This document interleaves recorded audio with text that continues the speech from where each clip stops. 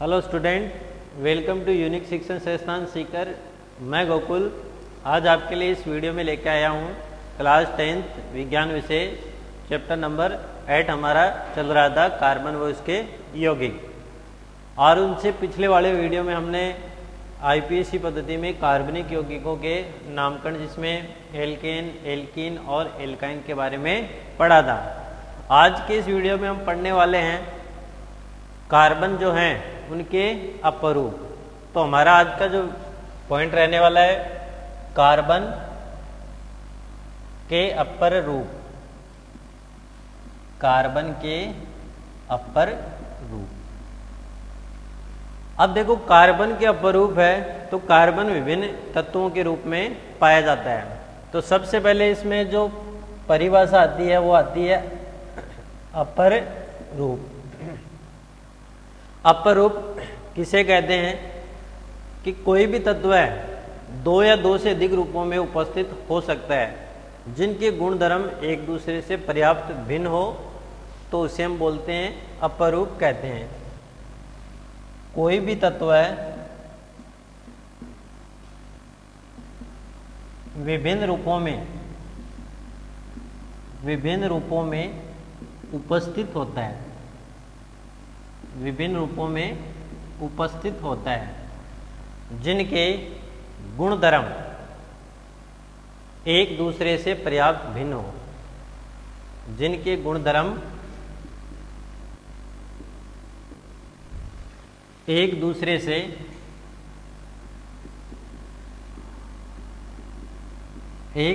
से पर्याप्त भिन्न हो, तो उसे उस तत्व का अपरूप कहते हैं। अब क्वेश्चन है, अपरूप क्या होते हैं? किसी भी तत्व के विभिन्न रूप जो एक दूसरे से पर्याप्त भिन्न हो क्या कहलाते हैं? अपरूप कहलाते हैं। कार्बन जो है इसके अपरूप दो प्रकार के होते हैं। एक तो होता है क्रिस्टलीय और एक होता है अक्रिस्टलीय। कार्बन के अपर रूप ये दो प्रकार के होते हैं। एक तो होता है क्रिस्टलीय अपर रूप और इसमें जो सेकंड आता है वो आता है अक्रिस्टलीय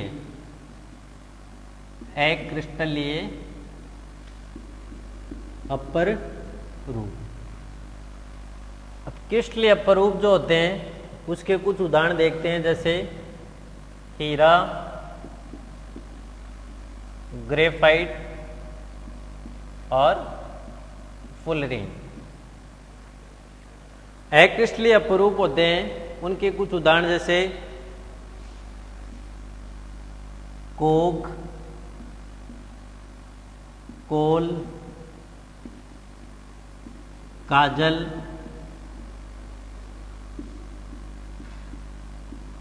कास्ट चारकोल,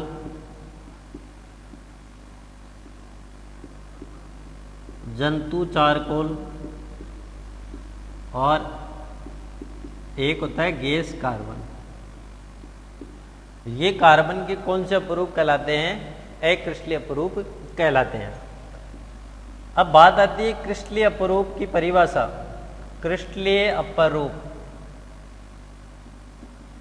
क्रिस्टलीय अपरूप किसे कहते हैं?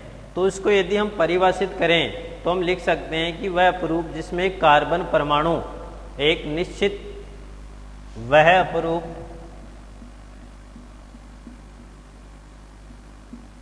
जिसमें कार्बन परमाणु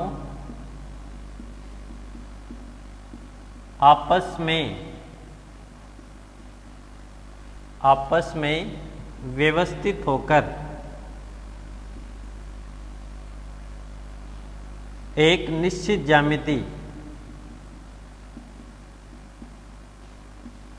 का निर्माण करते हैं। निश्चित ज्यामिति का निर्माण करते हैं तथा इनमें बंद कोण का मान बेनिश्चित होता है, बेनिश्चित होता है। क्या कहलाते हैं? क्रिस्टलीय अपरूप कहलाते हैं, क्रिस्टलीय अपर रूप कहलाते हैं। तो इसको हम ऐसे लिख सकते हैं कि वे अपरूप जिनमें कार्बन परमाणु आपस में व्यवस्थित होकर निश्चित ज्यामिति का निर्माण करते हैं और इनमें जो बंद कोण का मान होता है वो भी क्या होता है? निश्चित होते हैं। तो ऐसे अपरूप को हम कौन से अपरूप बोलते हैं? क्रिस्टलीय अपरूप कहते हैं। या इसको शॉर्ट में यदि लिखना चाहे तो वह अपरूप जिसमें कार्बन परमाणु आपस में एक निश्चित ज्यामितीय व्यवस्था में व्यवस्थित होकर एक निश्चित बंद कोण का निर्माण करते हैं, उस अपरूप को कार्बन की क्रिस्टलीय अपरूप कहते हैं। इसी प्रकार अगली जो आती है इसी में अक्रिस्टलीय अपरूप, सेकंड जो परिभाषा आती है वो आती है अक्रिस्टलीय अपरूप। अब क्रिस्टलीय में जिसमें कार्बन परमाणु आपस में व्यवस्थित होकर एक निश्चित ज्यामिति का निर्माण करते हैं, तो इसमें क्या होता है? वह अपरूप जिसमें कार्बन परमाणु आपस में व्यवस्थित होकर एक निश्चित ज्यामिति का निर्माण, तो यहाँ क्या आ जाएगा? नहीं करते हैं और इसमें बंद कोण का मान भी निश्चित नहीं होता है। तो ऐसे अपरूप को हम कौन से अपरूप बोलते हैं? अक्रिस्टलीय अपरूप कहते हैं।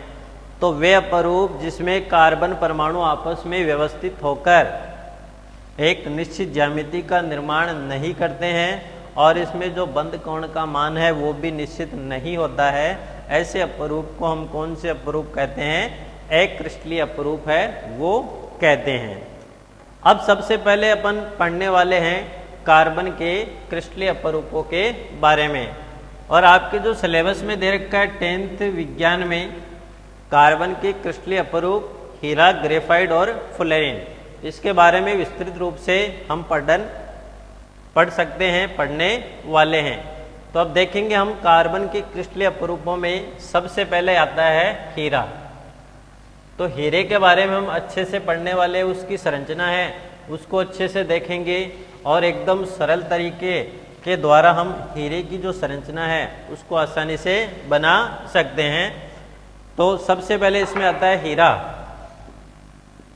हीरा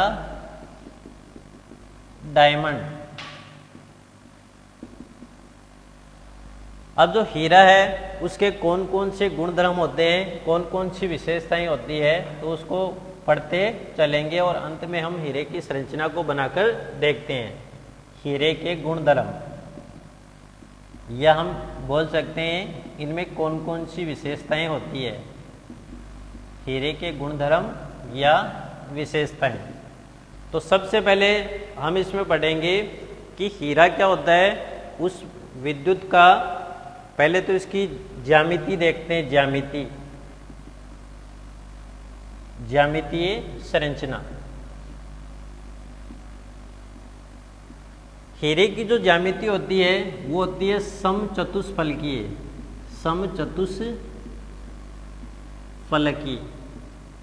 हीरे की जो ज्यामिति होती है वो समचतुष्फलकीय होती है।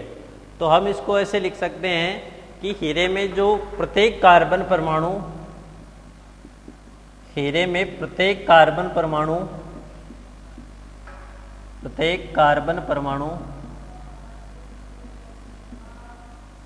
अन्य 4 कार्बन परमाणुओं के साथ बंध बनाकर एक निश्चित दृढ़ त्रिआयामी चतुष्फलकीय संरचना का निर्माण करता है। तो हीरे में प्रत्येक कार्बन परमाणु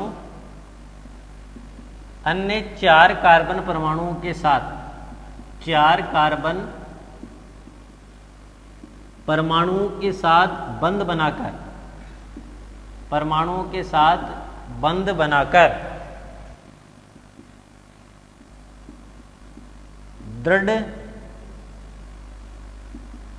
दृढ़ त्रिआयामी चतुष्फलकीय संरचना का निर्माण करता है। चतुष्फलकीय संरचना का निर्माण करता है। तो सीधा अपन ध्यान रखना है कि हीरे की जो संरचना होती है वो क्या होती है, चतुष्फलकीय संरचना होती है। हीरे की जो संरचना है वो क्या होती है, चतुष्फलकीय संरचना होती है। सेकंड इसका आता है कि जो हीरा है वो कार्बन का अति शुद्ध रूप होता है, अति शुद्ध रूप होता है। कार्बन का अति शुद्ध रूप क्या है, हीरा है। तो सबसे शुद्ध होता है, जिसके कारण हम बोल सकते हैं कि हीरा पारदर्शी होता है, अति शुद्ध रूप होने के कारण। तीसरी इसकी जो विशेषता आती है वो आती है, यह विद्युत का कुचालक होता है। विद्युत का कुचालक, हीरा जो है वो विद्युत का कुचालक होता है। अब विद्युत का कुचालक क्यों होता है, क्योंकि हीरे में जो कार्बन की चारों संयोजकताएं, जब हीरे की हम संरचना बनाएंगे तो उसमें देखेंगे कि हीरे में कार्बन की चारों संयोजकताएं अन्य कार्बन परमाणुओं से जुड़ी रहती है। अन्य कार्बन परमाणुओं से जुड़ी होने के कारण ये क्या होता है, विद्युत का कुचालक होता है। तो हीरे में प्रत्येक कार्बन परमाणु, जैसे ये है, हीरे में प्रत्येक कार्बन परमाणु अन्य 4 कार्बन परमाणुओं से जुड़ा रहता है। इसका मतलब इसमें क्या है, बंध बिल्कुल नहीं है, और बंध जो है वो पूर्णतः क्या है, जुड़े हुए हैं। हर बंध बना हुआ है, और हर बंध बना हुआ है इसका मतलब हम कह सकते हैं कि इसमें मुक्त इलेक्ट्रॉन अनुपस्थित है। मुक्त इलेक्ट्रॉन अनुपस्थित है, और मुक्त इलेक्ट्रॉन जब अनुपस्थित होंगे तो इसमें विद्युत धारा का चालन नहीं हो पाता है, और जिसके कारण हम कहते हैं कि हीरा जो है वो विद्युत का कुचालक होता है। अगला इसकी जो गुण आता है या जो विशेषता आती है वो आती है बंध दूरी। जो चौथी इसकी विशेषता हम पढ़ने वाले हैं वो है बंध दूरी। बंध दूरी हमें 2 कार्बन परमाणु होते हैं, उनके जो बीच में बंध बनते हैं, जैसे एक कार्बन और दूसरा कार्बन, ये इन दोनों कार्बन परमाणु के बीच बने बंध की दूरी क्या कहलाती है, बंध दूरी कहलाती है। और इस बंध दूरी का मान कितना होता है, 1.54 एंगस्ट्रॉम। 1.54 एंगस्ट्रॉम होता है, या इसको हम बोल सकते हैं 154 पिकोमीटर। 154 पिकोमीटर होता है। तो हम लिख सकते हैं कि जो कार्बन होते हैं हीरे में, उनके बीच में जो बंध दूरी का मान होता है वो 1.54 एंगस्ट्रॉम या 154 पिकोमीटर होता है। अब हम 5वीं विशेषता पढ़ने वाले हैं किसकी, हीरे की। हीरा क्या होता है, कठोर होता है। अब हीरे का कठोर होने का कारण क्या है, हीरा कठोर होता है। अब हीरा कठोर क्यों होता है, इसके पीछे क्या कारण है, तो इसका प्रमुख जो कारण है, क्योंकि जब इसकी हम संरचना बनाते हैं तो हीरे की संरचना में कार्बन परमाणुओं के मध्य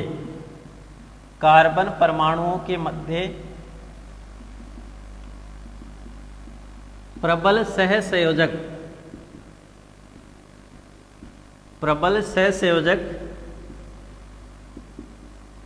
बंध पाया जाने के कारण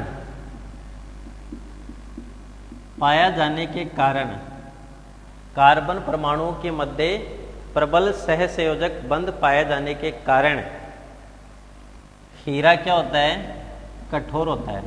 हीरा कठोर होता है। या हम इसको लिख सकते हैं कि हीरे की संरचना में कार्बन परमाणु के मध्य प्रबल सहसंयोजक बंधों का क्या होता है, त्रिविमीय जाल होता है। 3 डायमेंशियल जाल होता है, और इस त्रिविमीय जाल के कारण हीरा क्या होता है, कठोर होता है। अगली जो इसकी जो विशेषता या जो गुण आती है किसकी, हीरे की जो अगली विशेषता है वो आता है इसका गलनांक। हीरे का गलनांक, गलनांक का मतलब होता है ठोस से द्रव में, यानी वह ताप जिस पर कोई ठोस पदार्थ द्रव अवस्था में पिघलने लगता है, उस ताप को उसका गलनांक कहते हैं। तो हीरे का जो गलनांक होता है वो क्या होता है? 3843 केल्विन। कितना होता है? 3843 केल्विन। हीरे का गलनांक क्या होता है? 3843 केल्विन होता है। अगला जो इसकी विशेषता है या जो गुण है वो होती है कि जो हीरा है उसको उच्च दाब पर, हीरे को उच्च दाब पर उपचारित करके, यानी हीरा जो है उसको उच्च दाब पर उपचारित करके हीरे को संश्लेषित किया जा सकता है। उच्च दाब पर उपचारित करके हीरे को संश्लेषित किया जा सकता है।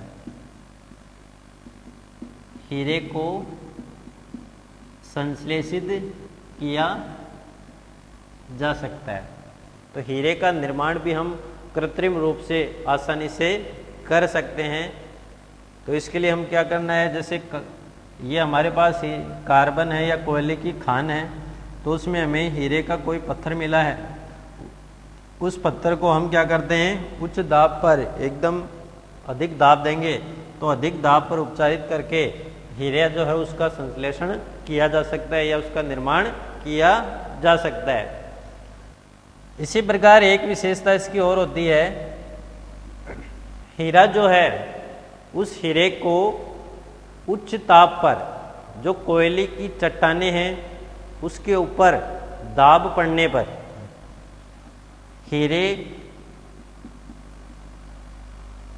में कोयले की चट्टानों को, कोयले की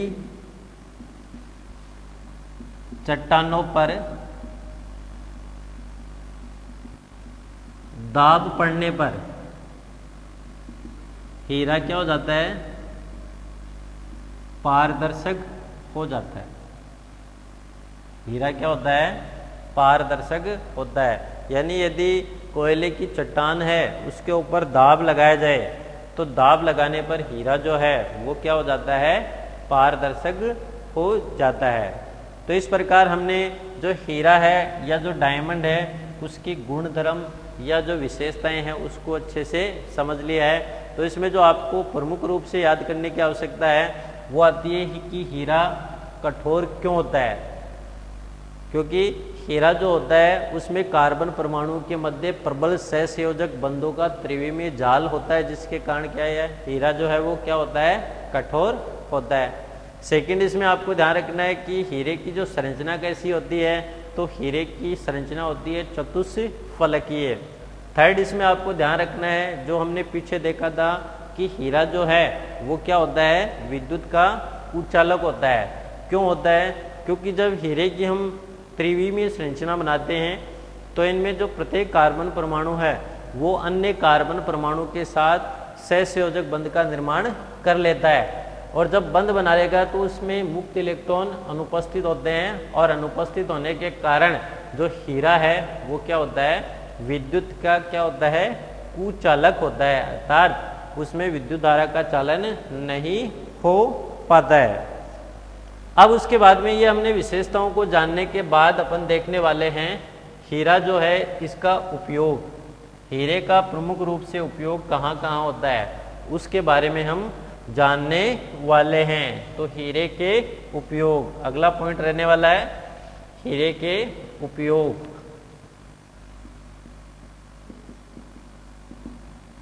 हीरे का उपयोग कहाँ कहाँ किया जाता है, तो सबसे पहले आता है इसमें कांच को काटने वाले कट्टर के रूप में, कांच को काटने वाले कट्टर के रूप में। तो जो कांच को काटा जाता है तो उसके जो कट्टर बनते हैं उन कट्टर के रूप में हीरे का उपयोग किया जाता है। सेकंड, इसका उपयोग आता है चट्टानों व जो चट्टाने व पत्थर को काटने वाली मशीनों के निर्माण में। चट्टानें व पत्थर को काटने वाली मशीनों के निर्माण में हीरे का जो है वो उपयोग किया जाता है। तीसरा इसका उपयोग आता है फोनोग्राम की सुई के निर्माण में। फोनोग्राम की सुई के निर्माण में इसका क्या करते हैं, उपयोग करते हैं। और हमारा जो चौथा उपयोग आता है वो आता है रत्न आभूषणों, रत्न आभूषणों के निर्माण में किसका उपयोग करते हैं, सामान्यतः हीरे का उपयोग किया जाता है। तो अब हमने हीरे के गुणधर्म देख लिए, हीरे के उपयोग देख लिए। अब हम बनाएंगे हीरे की संरचना। तो हीरे की जो संरचना है वो किस प्रकार बनाई जाती है, उनको बनाने का प्रमुख या जो सरल तरीका है वो क्या करके हमें हीरे की जो संरचना है उसका निर्माण करना है। तो इसके लिए हमें एक चतुष्फलकीय संरचना है उसका निर्माण करना होगा। और वही चतुष्फलकीय संरचना बार बार यदि बनाते चले गए तो अंत में हम किसकी, हीरे की जो संरचना है उसका निर्माण कर सकते हैं। तो अब हम हीरे की जो संरचना है उसका निर्माण करने वाले हैं। तो अगला है हीरे की स्ट्रक्चर या संरचना। तो हीरे की जो संरचना है उसमें सबसे पहले हमें एक कार्बन को दर्शाना है और सेकंड कार्बन यहाँ पे दर्शाना है। ये जो है वो कार्बन परमाणु है। अब यहाँ से हमें चतुष्फलकीय संरचना तैयार करनी है। तो इसके लिए एक बंध ऐसे बनाया हमने, इधर ये कार्बन परमाणु, सेकंड जो बंध है वो इधर नीचे की तरफ बनाया, ये कार्बन परमाणु। और इसी प्रकार एक बंध है वो हमने इधर की तरफ बना लिया। तो ये भी क्या है, कार्बन परमाणु। तो ये जो संरचना होती है इसको यदि हम डॉट डॉट करके दर्शाएं तो ये जो संरचना होती है वो होती है त्रिविमीय संरचना। अब ये जो त्रिविमीय चतुष्फलकीय संरचना होती है, इस संरचना को विभिन्न प्रकार की संरचनाएं हैं वो जोड़ते हुए आगे हम हीरे की संरचना है उसको बना सकते हैं। तो इसके लिए हमें यही संरचनाएं हैं उसको बार बार रिपीट करते जाना है। तो इसके लिए सबसे पहले जैसे ये ऊपर संरचना बनाई है उसी प्रकार नीचे की तरफ, तो हमने एक बंद इधर नीचे की तरफ लगाया सेम इसके बराबर, सेकंड बंद हमने इधर लगाया नीचे की तरफ और थर्ड हमने इधर लगाया। अब ये जो है यहाँ पे ये कार्बन परमाणु को दर्शा दिया, इसी प्रकार यहाँ पे इस कार्बन परमाणु को दर्शा दिया। तो जैसे हमने ऊपर की तरफ ये बंद इधर लगाया था तो ऐसे ही सेम बंद जो है वो इस प्रकार इधर दर्शाना है। सेम जो सेकंड बंद है वो नीचे की तरफ, तो सेम इधर नीचे की तरफ ये बंद दर्शाना है। और तीसरा बंद इधर की तरफ जा रहा है तो जो थर्ड बंद है वो इस प्रकार दर्शाना है। तो ये संरचना हमने यहाँ पे बना दी सेम यहाँ पे जैसे दी। अब बात आती है इस संरचना की। अब इसमें देखो क्या करना है, पहला बंद इधर की तरफ, तो पहला बंद इसका लेके आओ इधर की तरफ, ये इससे मिला दो। सेकंड बंद जस्ट नीचे की तरफ लेके आ जाओ, ये नीचे की तरफ लेके आ गए। और थर्ड बंद है वो इसके समांतर जाने देते हैं, तो ये इस प्रकार हम लेके चले गए। इसी प्रकार ये जो संरचना बनती है, इस जो संरचना में पहला बंद इस प्रकार इससे मिला दिया, सेकंड जो बंद है इसको इससे मिला दिया और जो थर्ड बंद है इसको हम इधर लेके चले गए।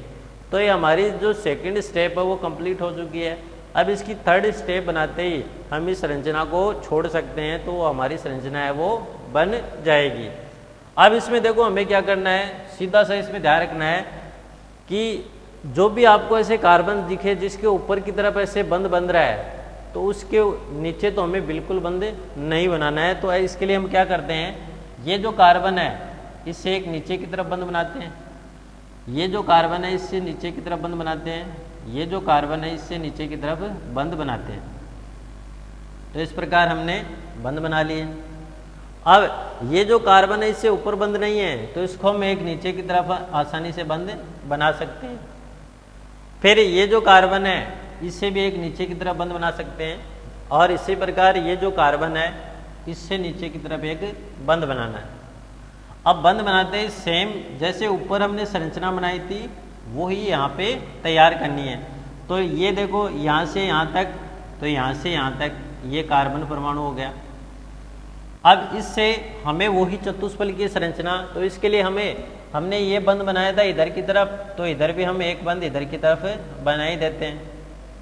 सेकंड बंध हमने बनाया था नीचे की तरफ, तो हमने ये जो सेकंड बंध है वो बना लिया। और थर्ड बंध बनाया था इधर की तरफ, तो ये हमारा थर्ड बंध है वो बन चुका। इसी प्रकार ये जो है, अब इससे जो पहला बंध है वो इधर की तरफ बनाना है, इससे जोड़ दो।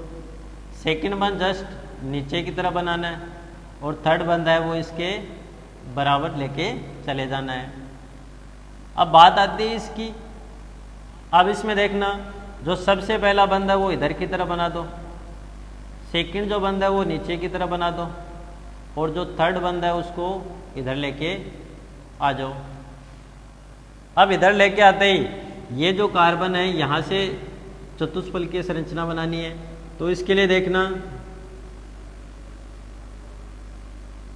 पहला बंध ये रहा सेम ऐसा, सेकंड बंध ये रहा, और जो थर्ड बंध है उसको इधर की तरफ बनाना है।